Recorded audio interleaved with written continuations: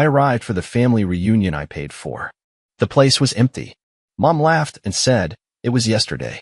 We'll bring you leftovers." I said nothing. But the next morning, the police spoke for me. I should have known something was off the moment I pulled into the parking lot.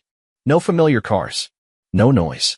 No cousins smoking near the dumpsters pretending no one sees them. Just silence. I checked the message again. Friday, 7 p.m., Mateos. Can't wait to see everyone. Sent by Mom. 2 weeks ago. It was Friday, 7:02 p.m. I was right on time. Like an idiot. I stepped inside, the cold air giving way to soft jazz and clinking glasses. The place wasn't empty, but the private room I had paid for? Locked. Dark. "Can I help you, sir?" the hostess asked, barely looking up. "Yeah, Thompson party? Private dining room." She scanned the list. "Oh, yeah, that was last night." I blinked. No. It was tonight. I paid the deposit. I booked it. She tilted her head. "Sir, they were here. 16 people. Big cake. Your mom brought place cards. You sure you're not confused?" I laughed. Actually laughed. One of those dry, sharp ones that dies halfway out of your mouth. "No, I'm not confused." She paused, awkward now. "Do you want to call someone?" I didn't answer her. I was already dialing. The phone rang twice before she picked up. "Hi, sweetie," Mom said, voice too light, too casual. "Everything okay?" I stared straight ahead. "Where is everybody?" A pause. Then she gave that airy little laugh she always used when she knew she'd screwed up but didn't want to admit it. "Oh, honey, it was yesterday. We thought you weren't coming. But don't worry, we'll bring you leftovers." I froze. "What?" She repeated it, like it was no big deal. "It was yesterday. We'll bring you leftovers." I didn't even say goodbye. Just hung up. No one called back. Not Mom. Not Tina. Not anyone. Then a text popped up. "Tina, LMAO bro, you seriously missed it?" Classic. "Don't worry. We saved you a roll." My hand was shaking. From cold. Or rage. I couldn't tell which. I looked at the hostess. They came. Ate. Left. She shrugged. Looked like they had fun. Of course they did. They always do when I'm not there. I left without saying anything else. Didn't call. Didn't yell. Didn't write in the group chat. But I didn't go home either. I sat in the car with the engine off, staring at my reflection in the windshield, thinking about the bill. The card charge. The 10 unread messages I'd sent my mom 3 days ago confirming the time. They all knew. They just didn't care. They'd made that choice together. And tomorrow? I'd make mine. You'd think getting excluded from a family dinner you paid for would be the worst part. It wasn't. It was the cherry on top of a 5-year-long garbage sundae. See, this wasn't the first time they left me out. Not even close. It was just the first time they were honest enough not to fake it. I was always the afterthought. Growing up, Tina was the bright one, the one who just needed a little help getting started. I was the one who didn't need much.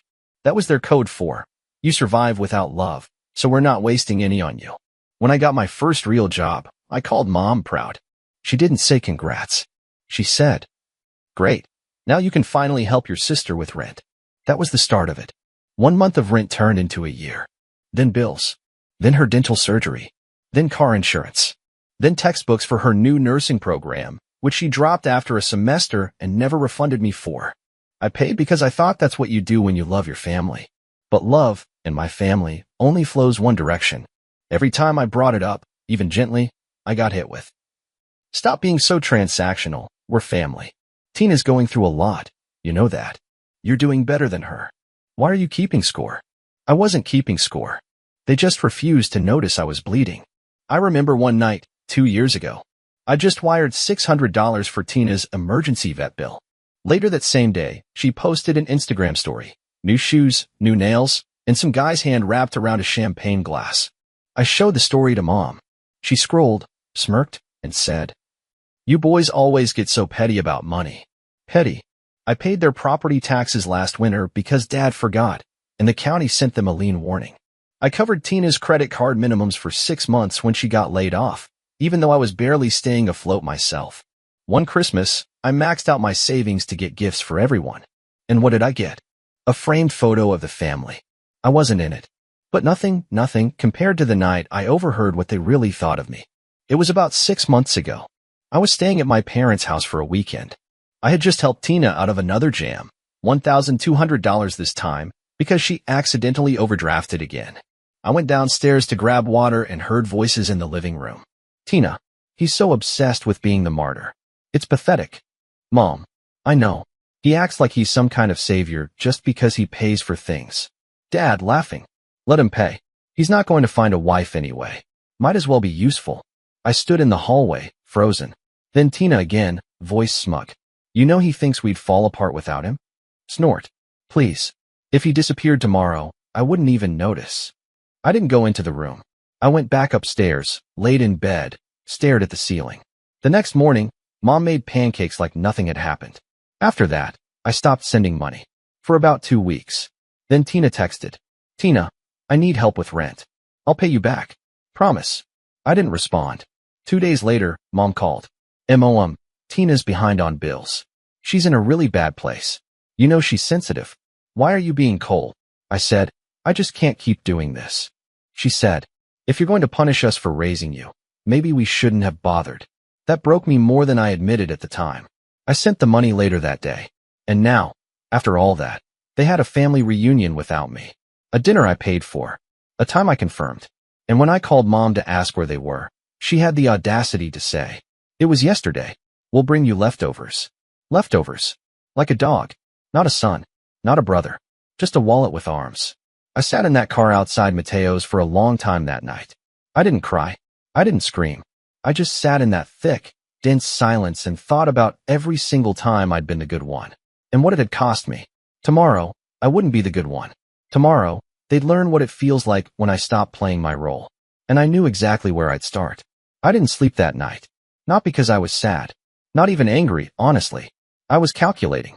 That dinner at Mateo's cost me $1,740 after tax and tip. 16 people. Appetizers. Custom menu. I'd even paid extra for Tina's vegan crap and Aunt Mary's wine allergy accommodations. They didn't just forget me. They knew. And they did it anyway. The next morning, I sent a message in the family group chat. Me. Let's meet at Mom's tonight. 7 p.m. I have something for you. No one asked what it was. Of course they didn't. They never asked anything when it came to me. At 6:58, I pulled into my parents' driveway. Inside, they were already gathered. Tina was on her phone. Dad was in his recliner with a beer. Mom was fluffing the couch pillows like we were hosting company. She looked up and smiled. Hi, honey. We weren't sure if you'd still be upset. I said nothing. Tina looked up, fake sympathy smeared across her face. You know we didn't do it to hurt you, she said. It was just easier for everyone to come Thursday. Most of us have lives. She said that with a straight face. I placed a big envelope on the coffee table. What's this? Mom asked. I sat down slowly, calmly, and said, it's a bill. Dad scoffed. A bill for what? For the dinner, I replied. The one you all enjoyed without me. Tina laughed. You're joking. I'm not. Mom narrowed her eyes. Are you seriously trying to make us pay you back? No, I said, leaning forward. I'm giving you the opportunity. Because from now on, anything you want from me comes with an invoice. There was silence. Then Dad sat up straighter. You need to drop this attitude, son. We're family, right? I said. Family. The same family that intentionally excluded me from a reunion I paid for. The same family that's drained me financially and emotionally for 5 years straight. Tina rolled her eyes. Oh, come on. No one made you pay. That was the moment something in me finally snapped. I stood up. You know what? Fine. Let's talk about what no one made me do.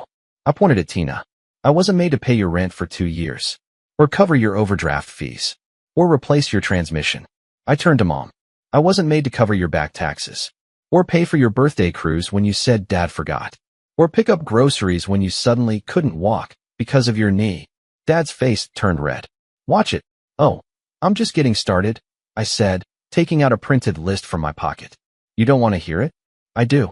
I've had to live it. And then, the twist. I pulled out a folder and tossed it on the table. What's this now?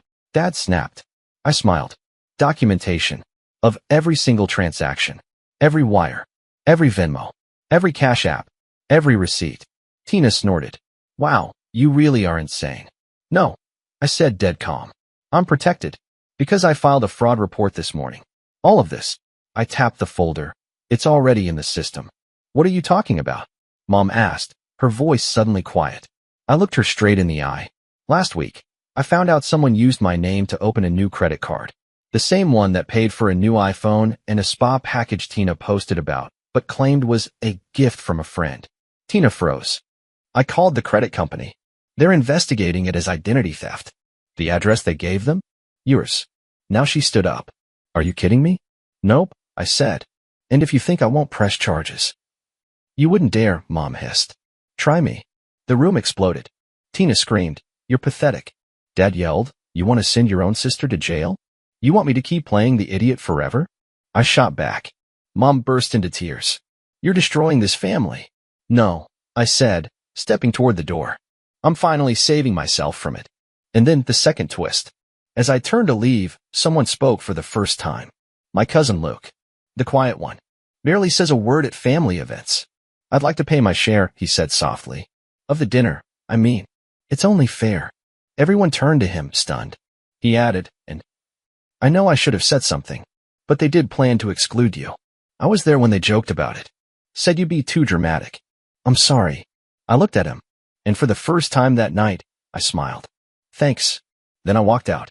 They thought they could use me forever, but they forgot one thing. Even the quiet ones eventually speak. And when we do, we don't whisper. We call the cops. The next morning, at 8:17 a.m., my phone buzzed. Private number. I picked up. Hi, is this Daniel Thompson? Yes. This is Officer Reynolds, local precinct. We're currently following up on a report of financial fraud involving a credit card opened in your name. Your family was listed at the billing address. We'll be visiting the property today for a statement. I said nothing for a moment. Then, do you need me there? No, sir. You've done your part. We'll take it from here. I hung up and sat back in silence. For once, they'd open the door and find someone they couldn't gaslight. This time, I didn't have to speak. The police did it for me. I thought silence would bring peace. Instead, it brought chaos. They say when you remove the keystone from an arch, everything collapses. I wasn't the keystone. I was the whole foundation. And the second I stepped away, the house of cards came crashing down. The police visit wasn't subtle. According to a very long, very angry voicemail from Mom, they came at 7:45 a.m., while she was still in her robe, and Dad hadn't even had his coffee yet. 2 officers. 1 male, 1 female. Politely professional. But direct. We're following up on an identity theft claim. The credit card was opened in your son's name. It was used for over $4,000 worth of purchases tied to this address. We need to know who had access. Mom's response? There must be some mistake. We're a good family. Classic. They asked to speak with everyone in the household. Tina tried to leave mid-conversation, saying she had work. The officers asked her to stay. She cracked within 5 minutes. It wasn't even fraud. He always helps. I thought he wouldn't mind. Mom jumped in. She's under stress. She didn't mean it. But it was too late. The officer wrote everything down, recorded it, even asked to see Tina's phone. That's when it got worse. They found text messages from Tina to a friend. Use my bro's info again, spa day on him. IDC, he's such a pushover, he won't even notice. It wasn't just fraud. It was premeditated. And it was proof. That same day, I got a call from a detective assigned to the case. We have enough to move forward with charges. Would you like to proceed formally? I asked him to give me a day. That evening, my phone blew up. 27 missed calls. 41 messages. Mom. Daniel. Please. We need to talk. It was just a mistake. She panicked. She's still your sister. Dad. You don't want to destroy her life over this. Tina. You selfish guy. I'll lose my job. My apartment. You're doing this to your own family. Asterisk. Funny how no one cared when I was losing pieces of myself for them.